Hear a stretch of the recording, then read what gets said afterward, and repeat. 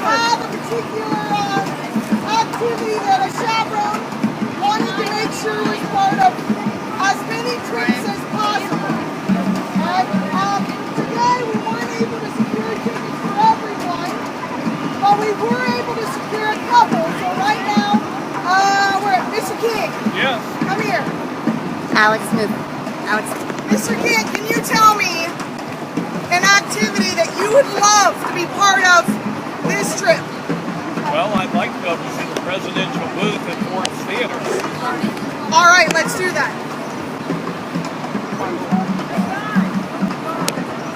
You need to look at the teacher over there. I got you. We're going. Circle around. All right. All right. We're going. Now, so we have Mr. King. We have Miss Bartlett. And Miss Bartlett, I can't find my email from my text from you now. We put everybody's name in a hat. We drew out 4 people that are going to join them right now. Miss Bartlett, remind me of the 4 people. My name is Luke Luke B, you are a winner. Come on down. Maddie Cardinal. Maddie Cardinal, your name came out. Maddie Cardinal. Come on down. I know the name. Gina Lee. Gina, where are you? You're it. And Tyler Hornwell. Tyler, you're it. There we go. Those are 4 people. Everybody else. Are we on the buses? Load the buses. Are you excited, Mr. King? Yay! Good job.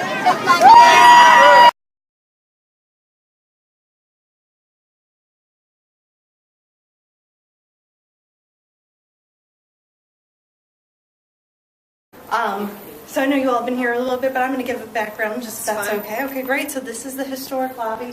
This is exactly as it appeared on April 14th, 1865. The president and his guest, you can believe it, they actually went through 12 different couples before they finally found their guest to come with them on the night of the assassination.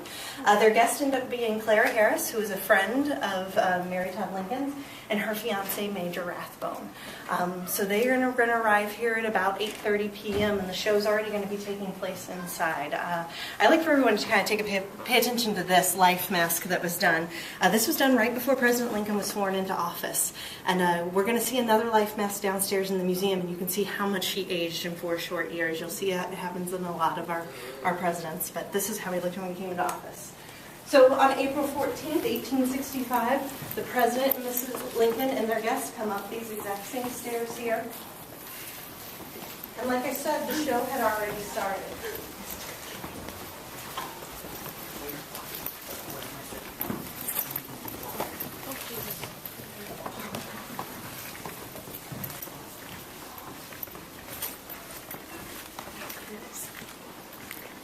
Now the theater is exactly as it would have appeared that night, with a few exceptions.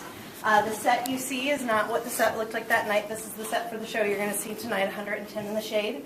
The brass railing on the balcony was actually not installed. That's for safety reasons. Obviously electricity they didn't have at the time either. These were all gas lights. And the chairs were very different. What makes the chairs important is that on the night of the assassination, they had anywhere between 1,100 and 1,700 people in this theater. If you look around, there is no way that we could fit that many people into this theater now. Our capacity currently is 650. The reason they could fit so many people in here back then is that they had teeny tiny chairs, that standalone chairs that they could really pack in here. And also this level up above us was the family circle level. This is, you'll see it has pew style seating, so bench seating, so they could really cram a ton of people up there. So like I said, it's the night of April 14th, 1865. The Lincolns come up here. Now you'll notice that the box over here is decorated very differently from the box on our left. This is usually how it looked. But John T. Ford, the owner of this theater, when he found out that the president was going to be here, he got so excited that he really wanted to draw a lot of attention to the fact that the president was going to be here. So he took out the divider, he made it one big box, he brought in some really nice furniture, put up some flags, and then portrait of George Washington. Now, why George Washington? Well, at the time we didn't have a presidential seal officially, and there weren't many portraits of Abraham Lincoln either. So he funny story is he actually went up to his office upstairs, had that portrait of George Washington hanging up there, and said, you know what, I'll put this down. This looks very presidential. This will do. So the president and his guests, they come around, they enter in here, and then you're going to see one actress on stage. Her name's Laura Keene. She actually stops the show, and she has the orchestra meister fire up "Hail to the Chief." And President Lincoln will lean out of the box there, give a little tip of his hat, and sit down and watch the show. Now, when the show is progressing, there are many, many people who say they see John Wilkes Booth coming in and out of the theater, in and out, in and out. And he was having a drink next door at the Star Saloon. But he was coming in and out of the theater because he was waiting for a very specific part of the show. He was waiting for the top of the third act when he knew there would be one actor on stage, and that actor's name is Harry Hawk, and he was actually a friend of John Wilkes Booth's. And he would be on stage and he would give a line that would be so funny, all 1,700 people in this theater would go crazy, clapping their hands, stomping their feet, making enough noise that you wouldn't even be able to hear a gunshot. So sure enough, he comes in, he sees the play has progressed to right where he thinks it should be, and he comes up those exact same stairs and he walks this way, and we'll go right this way. And I'd like to make a point of saying that there's tons of people in the audience here that see that he's walking this way, and that's very important, because a lot of people wonder, how do we know John Wilkes Booth was the one that actually assassinated President Lincoln? You had a lot of eyewitnesses that witnessed him coming around. And so when he comes around this way, he's a very famous actor, very well known, very wealthy. He's part of one of the most famous Shakespearean actor families in the country.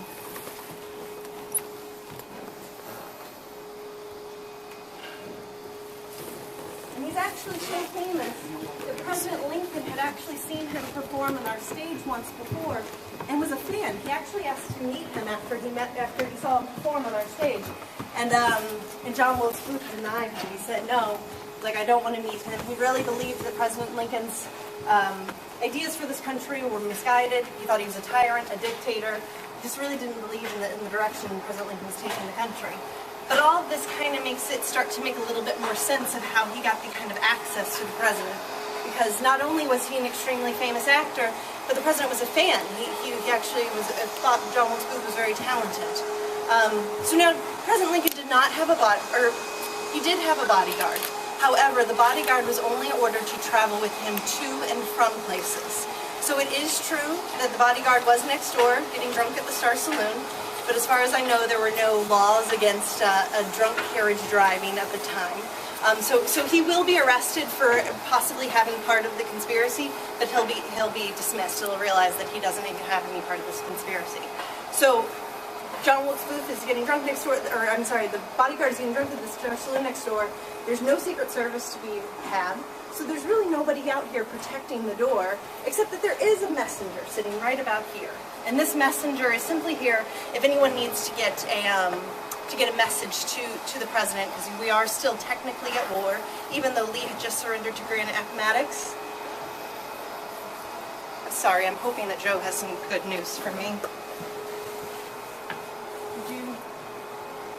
No.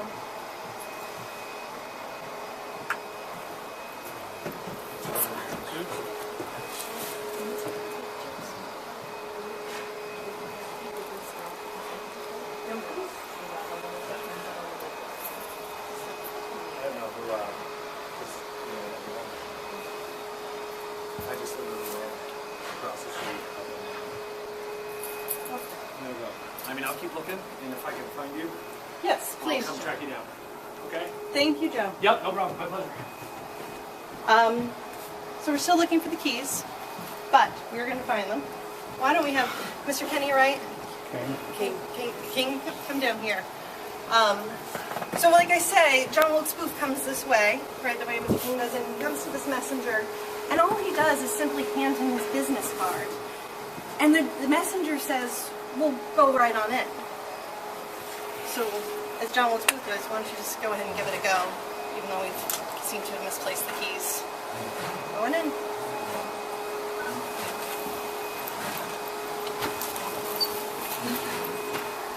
Oh! I was kidding, we didn't misplace the keys. So John Wilkes Booth is going to come right in here into this anteroom. He's going to be very clever about his decision here, because earlier in the day, and come on in all everyone, Earlier in the day, he's actually going to have placed a music stand directly behind this door. And what he does is he comes in here, he closes the door behind him, and he places the music stand underneath the doorknob because he wants to make sure that no one is able to get in here and interrupt what he's about to do. So he effectively jams the door shut so that nobody can come in here. And then once he comes in here, there's actually a door that we have downstairs. We'll go and take a look at it right here. And like I said, the reason you see two doors here is because originally this was two boxes. But keep in mind, John T. Ford, he separated it. He wanted one big box for the president. And so John Wilkes Booth, you'll see downstairs in the actual door, there's a peephole. And he takes a peek in, and he sees that the president is sitting closest to him. So the president's going to be sitting in that chair closest to us. Mary Lincoln is going to be sitting in the small wooden chair next to him. Clara Harris will be sitting on the love seat over there, and then Major Rathbone is going to be sitting all the way on the far side of the box. So John Wilkes Booth is going to come in here, he'll close that door, put that music stand underneath the doorknob, take a peek in, and he waits. And that line is delivered, and it's a silly old Victorian line that I can never remember saying, but it's so hilarious that all 1,700 people in here go crazy. And he opens this door, takes 2 steps in, and he pulls out his Derringer and fires it directly into the back of the president's head. The president will immediately slump over, and he'll never regain consciousness. Now, as you can see, nobody else really out in the audience can see what's going on. They have no concept of what just happened. Mrs. Lincoln will start saying the president's been shot because she sees the man, she smells the smoke. It's at this point that Major Rathbone, who's all the way on the other side of this box, he'll jump up and he'll try to grab John Wilkes Booth. But John Wilkes Booth will drop the Derringer on the ground. We're going to go see that downstairs. And then he's going to pull out a knife that we'll take a look at too. And he stabs Major Rathbone in the arm from the shoulder down to the elbow, cutting all the way down to the bone. In fact, most of the blood you're going to find in this box will be Major Rathbone's, not President Lincoln's. So Major Rathbone's got his cut arm now. And John Wilkes Booth is going to jump up on this bunting right in front of President Lincoln. This is his escape plan, always has been. You'll see there's no other way out of here. He had jammed shut the door here. It's a 12-foot drop to the stage. He was a pretty athletic guy. He thought he could make it. And he probably would have made it without any kind of injury, except that Major Rathbone is going to jump up and he's going to make one last grab at Booth with his good arm. And he's going to grab at him and kind of throw him off balance. At this point, Booth's spur that's on the back of his boot will catch on the Treasury flag. That's not the original one there. We have the original one downstairs. I'll show you that so you can see where the tear is actually in the flag from John Wilkes Booth's spur. So now he's going to kind of stumble when he lands on the stage. It's at this point that a lot of people think he broke his ankle. Now in his journal he's going to write that a horse fell on him later on, and that's how he broke his ankle. But by a lot of accounts he kind of staggers or stumbles out onto the center of the stage. Now, I mentioned there was only going to be one actor on stage at this time. His name was Harry Hawk, and this was his colleague, his friend. So he kind of backs up and doesn't really know what to do. And it's at that point that John Wilkes Booth pulls out that bloody dagger and says, "Sic semper tyrannis," which is thus always to tyrants. It's the state motto of Virginia. It's also a famous line from Julius Caesar, which he had been in many times. And then he's going to take off beginning his 12-day escape. Now, out in the theater, you have complete chaos. You have some people that are actually applauding because they think that this is part of the show. They just saw the famous actor John Wilkes Booth. You have other people trying to get in here. They can't because the door's been jammed shut. You have people trying to get out of the theater. It's complete pandemonium. And so now you actually have them screaming, "Is there a doctor in the house? Is there a doctor in the house?" And this poor doctor, Dr. Leal, had just graduated from medical school, and he was in the theater for the purposes of just kind of relaxing, celebrating the end of the war, as many people were. And they actually lift him up from the stage into the box, and he's looking for a puncture wound. He just saw a bloody knife on stage. But it's when he looks in the president's eyes that he realizes that it's a head wound, that it's fatal, the president's going to die. It wouldn't have been very reputable or respectful to die in a theater at the time, but they knew he wouldn't make it all the way back to the White House. Keep in mind, we have dirt roads at this time, it's muddy, it's rainy, so they want to make sure he can pass away somewhere peacefully. So they finally get the door unjammed. It takes 7 or 9 Union soldiers who just happen to be in the audience watching the show. They're going to come in here. They're going to lift the president's body up over their head. They'll take him back out, carry them down the same stairs that we walked up, and they'll come out into the street, which is just complete chaos at this point because some people think we're spiraling back into the war. There's rumors that Vice President Andrew Johnson has also been assassinated. The Secretary of State Seward has been assassinated. So there's a lot of rumors going on outside, and it just so happens there's a boarding house across across the street, and there's one of the boarders standing on the porch there, and he says, bring him in here, we have room in here. So they'll carry him across the street into the back bedroom there. They'll pull the bed out from the wall and lay him diagonally across the bed because he was too tall for most standard beds. And then that's where he's going to pass away the next morning at 7:22 a.m. I do like to end on a positive note because much of our story here is very, very sad, and I do acknowledge that. However, the president's last words is, you know, he was in here, he loved the theater, he was doing something he loved, he had come to see the theater 12 separate times that we knew of, and he was with the woman he loved. He and Mary Lincoln had a very, very strong relationship. And during the course of the show, he puts his hand on her lap, which was very scandalous.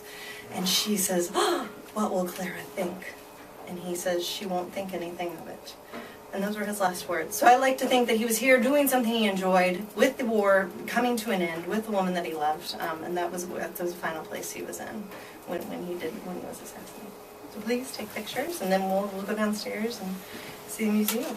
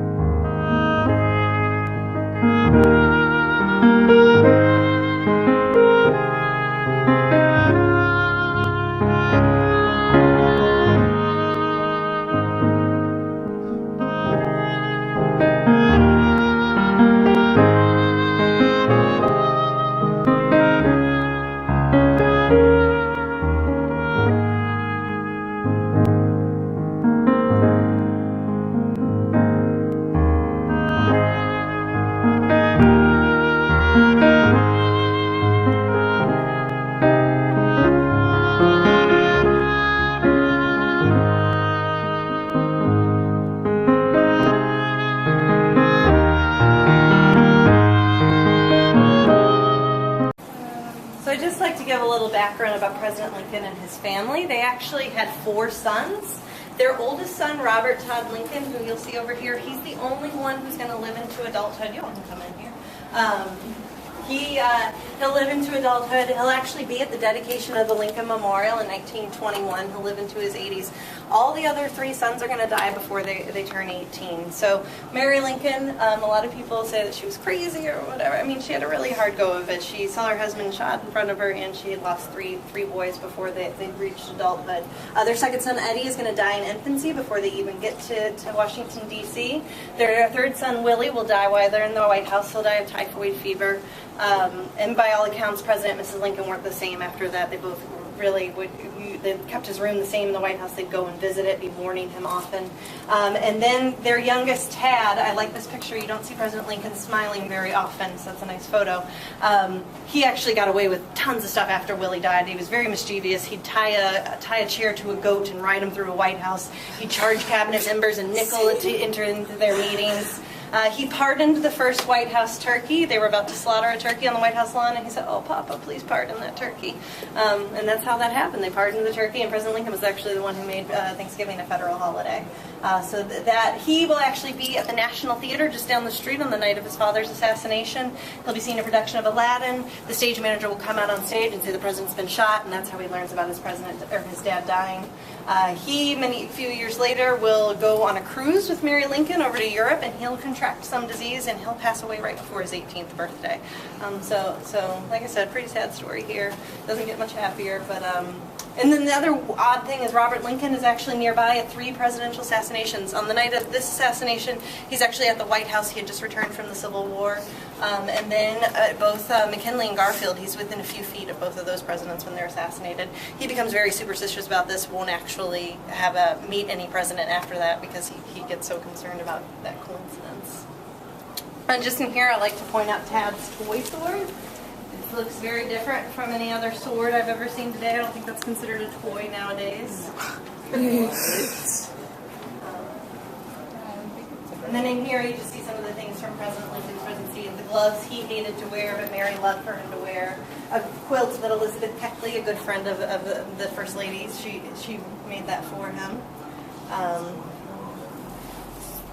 And then also over here we talk about another great site in DC called Lincoln's Cottage, or Old Soldier's Home. It's just a few miles north of the White House. It was their summer home. So Mary and the boys would spend the entire summer up there, and then President Lincoln would ride back and forth by himself on the weekends. And one night his hat gets shot right off of his head while he's riding up to this home. And he laughs it off as a hunting accident. But then a lot of people think this was actually an assassination attempt. He was a very divisive president. And so it was at that point that his advisors asked for him to have a bodyguard going to and from places with him, but not actually ever when he's in the location.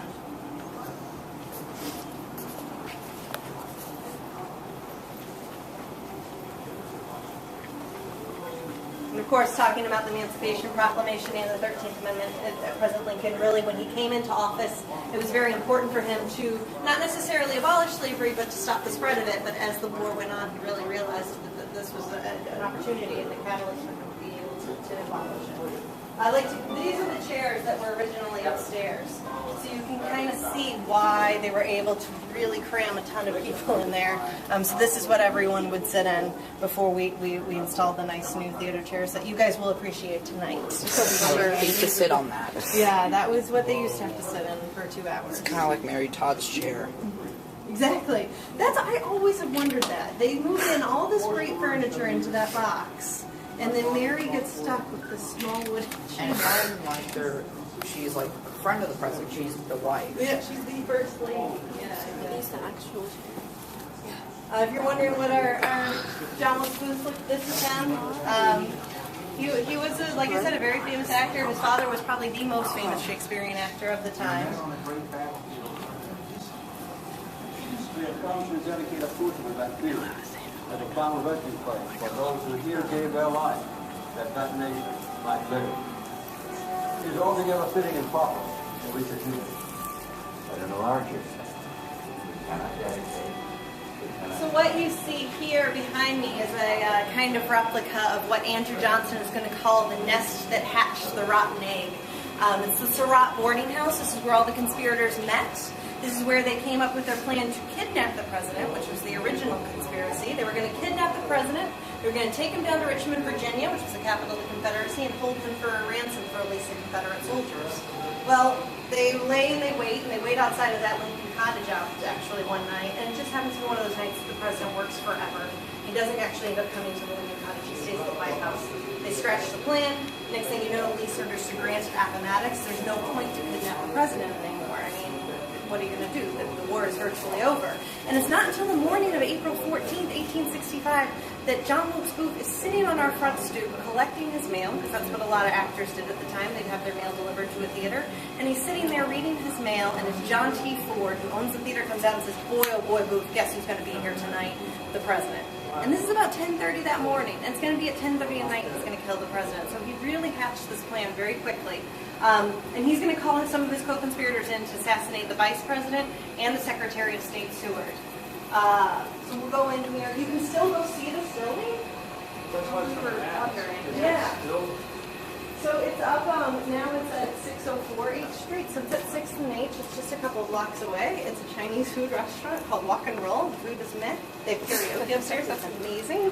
But it looks, I mean, it is exactly, they've taken away the porch, but everything else, I mean, it's complete, the outside of it is completely maintained. Is this the porch of it? No, this isn't the original porch, this is how it would have looked. But you can go out, they have a placard talking about what happened there, and it looks exactly, I mean, it is virtually the same, except they've taken away the porch, and now it's a Chinese food restaurant. Yeah, so it's like a 10-minute walk up at H and 6th. And Chinese food is it's all right. So just some things that you should see from when they caught John Wilkes Booth. They found all these photographs on him. The one all the way to the left is Lucy Hale, his fiancée. The other were just friends. He was very charismatic. This is the knife that he used to stab Major Rathbone. So this is the knife that he stabbed Major Rathbone all the way down to the bone. Look at all the guns he had. I think it's very interesting to see how... So he doesn't have these on him when he gets to the theater that night. He's going to pick them up in a tavern in Surrattsville, Maryland on his escape route. But it just shows you he had access to any kind of gun he wanted, which makes the one he chose to use Very interesting. We'll see that on the other side of this wall. This is his boot. He had to cut it open to relieve the swelling from his broken ankle. Here's that spur that's going to tear the Treasury flag. Some personal effects, a compass, a toothbrush. Conspiracy theorists love this. Have you seen National Treasure 2? Yes. Yes. So this is John Wilkes Booth's journal. Look at all those missing pages. What did the government do with them? I do remember that. Truth be told, he actually wrote a lot of notes out of this journal, so this is probably just where he would tear those pieces of paper out. But make of it what you will. But this is also how we know what he was doing during his 12-day escape. He chronicled everything, very detailed. If you're looking for a great book, Manhunt by James Swanson really does a great job. This is the medical kit that Dr. Samuel Mudd is going to use to operate on Booth's ankle. So it looks like a manicure kit, but this is actually how he operates on his ankle. And this revolver, I mentioned that there was going to be an assassination attempt on Secretary of State Seward. There was. A man named Lewis Powell brings this revolver to the secretary's door. He knocks on the door. It's about 10:30 at night. All the assassinations supposed to take place at the same time. And he pretends like he's a physician's assistant. Because the secretary had been in a horrible carriage accident and had this metal apparatus surrounding his neck, wiring his jaw shut. The secretary's son won't let Lewis Powell in, so Lewis Powell pushes through, pulls out this gun, goes to fire on the secretary's son. It jams. So he'll use the butt of the gun to pound in the secretary's son's head, and then he runs into the secretary's bedroom, and he starts stabbing him, screaming, "I'm mad, I'm mad, I'm mad." But now he can't see what he's doing. It's 10:30 at night. It's candlelit. And the secretary would actually end up rolling off the bed, and because he had this metal apparatus around his neck, his life will be spared. He'll be scarred. If you look at images of him, you can see he has a huge slash across his face, but he's actually going to survive the assassination attempt. And we'll go around here and we'll actually see the gun. Yeah, so you can see, touch one over there, but this is the real one that was used to assassinate President Lincoln. So it's very strange, right? So he can use any gun he wants, but he chooses this, which is, I mean, it's cute, it's pretty, but it's a single shot, meaning you get one chance. You have to be 6 to 12 inches away from your target, so you have to get very close. And they were notorious for misfiring. They ended up not working most of the time. So it makes it very interesting to me, like, why John Wilkes Booth, when he has all the money and any gun he wants, does he choose this? It's easy to conceal, but he was very theatrical. He was an actor. In fact, when he's at the bar next door during the show, the bartender says to him, "Booth, I haven't seen you in anything in a while. When am I going to see you in another play?" And he says, "I'm about to play the greatest role I'll ever play." So, you know, I think that's kind of where his head is at. Oh, that's fine. And anyone that you see here that has a replica of them, they were all hanged for their part in the crime. So they were all, everyone whose photo is in here was part of the conspiracy. There could be more, but these are the ones that we know of. But everyone who's here will hang. George Azrott, I mentioned Vice President Andrew Johnson was supposed to be assassinated. He's the one who's tasked with doing that. He'll actually go to the hotel bar where the Vice President is staying and have a few drinks, realize he doesn't really want to kill anyone, and leave. But he'll still hang for his part in the crime. Mary Surratt's the first woman to ever be executed by our federal government. She did admit to knowing about the conspiracy to kidnap the president, said she knew nothing about the assassination. A lot of people think they arrested her to try to get to her son, John Surratt. But because he was the one who really introduced all of these men. He'll be in upstate New York on the night of the assassination, but he'll actually hear that his mom is going to hang, and he won't turn himself in. He'll be found years later in Egypt. He'll be extradited back to the United States. His trial will end in a hung jury, and he'll make money off the whole thing because he'll write a book about it. So he's the biggest weasel in the room, in my opinion. The very modern-looking, handsome gentleman there is Lewis Powell, the one who attempted to kill Secretary of State Seward. The reason some of these pictures are so crisp, if you look at the bottom, you'll see they have handcuffs on. These are their mug shots. So they really brought in some of the best photographers of the time to take their pictures. He looks the most modern looking out of all Isn't of it? them. Yeah, he is very modern looking. It's true. He looks like a Gun Abercrombie model or something. I don't know. So I'll go over and take you to just a few things from the theater I'd like for you to point out to everyone. You can come later.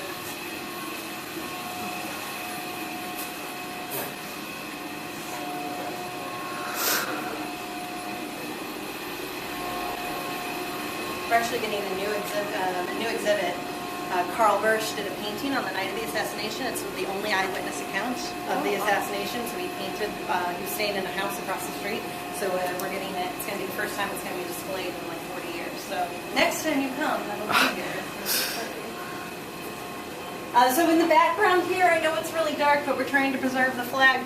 You can see that this is the Treasury flag, and you see over here where John Wilkes Booth's spur tore the flag. Get in there. And then there's this life mask that I was saying that was done. It was done really shortly before the assassination, but you can see how much the president aged compared to that one we saw upstairs. He aged quite a bit in 4 years. And then this is the suit President Lincoln was wearing on the night of the assassination. He's still the tallest president we've ever had at 6'4". That door wedge I was talking to you about, it's right here. That's where he actually came down earlier in the day and found it. This basement was just a dirt storage facility. He found that broken piece of music stand, and he strategically placed it upstairs to make sure nobody was going to interrupt him. This is the actual door. I told you it was kind of beat up, and it is. Like I said, it passed around to a lot of different hands before we got it back. But right here, you can see the peephole. That's where John Wilkes Booth looked through, and he saw that the president was just a foot in front of him. A lot of people wonder if John Wilkes Booth drilled that hole, and John T. Ford, who owned the theater, said, no, I actually put that there.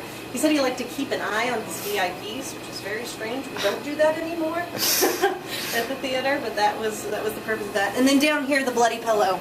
Of course, everybody always wants to see the bloody pillow. So when they took him across the street, they were periodically removing blood clots from the back of his head just to relieve the swelling on the brain. So this is where the majority of the blood is going to happen from the president, is when they were relieving those blood clots.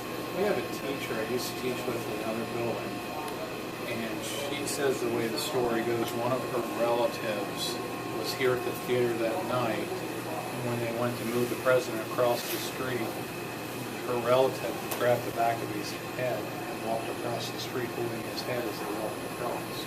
It very well could have happened. It took quite a few people to do it. That's what she always has said. Huh.